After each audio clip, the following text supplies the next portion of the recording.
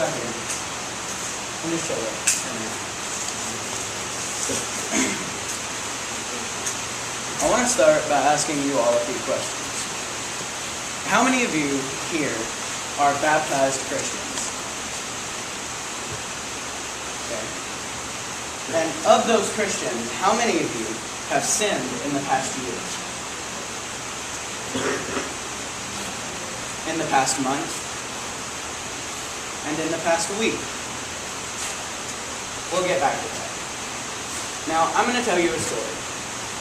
A man was walking down the sidewalk when he came to a small dog, a puppy. It was a very mangled and starving looking puppy. And on his way to work that day, the man just kept walking. Didn't look down, just kept walking. Now, another man happened to be walking down the street that day and saw the poor creature.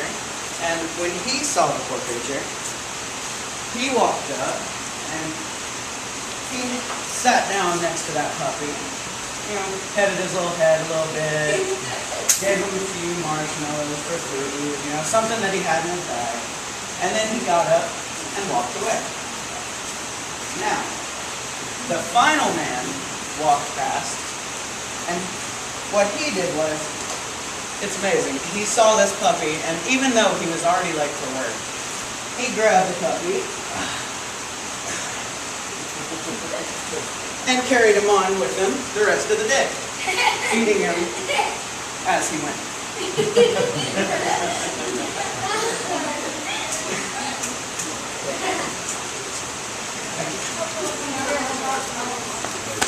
All right. So, when I tell you this story, as you can imagine, each of the men and the dog represent something. Now, the dog represents our faith. Travis was our faith. And the first man represents a lost sinner.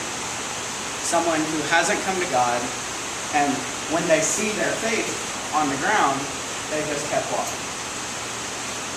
And so the second man was what I call a 1 hour a day Sunday Christian. What he did was he sat down, fed the dog for a few minutes, and then walked away as if nothing had happened. And then finally, the final man was a model Christian. He picked up his faith and carried it with him the rest of his days. Now, raise your hands again for how many of you Christians have sinned in the past week. Look around. As you can see, there are quite a few hands up. And even the very best Christians in the audience still sin. I mean, we have Brian and the other Brian. I would look up to them as pretty model Christians, and they still raise their hands. Now, but even though we sin, God still allows us to come back. So even if that poor dog had been sitting there and that first man had just walked right by, he could still come back through, pick up his faith, and carry on. Now,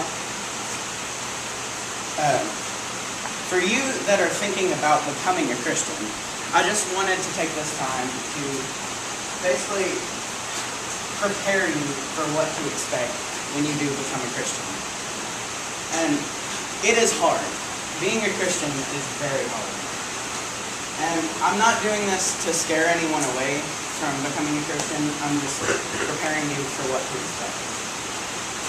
Now, being a Christian was the best decision that I've ever made, and I'm sure Brian and my dad would agree with me that it was the best decision of their life. And now that we have this opportunity to become a Christian, we can either pick up the dog or our faith and carry on and feed it and nourish it and help it to become what it needs to be, or we can just walk right by, or we can just sit in church for 1 hour a day and be done with it.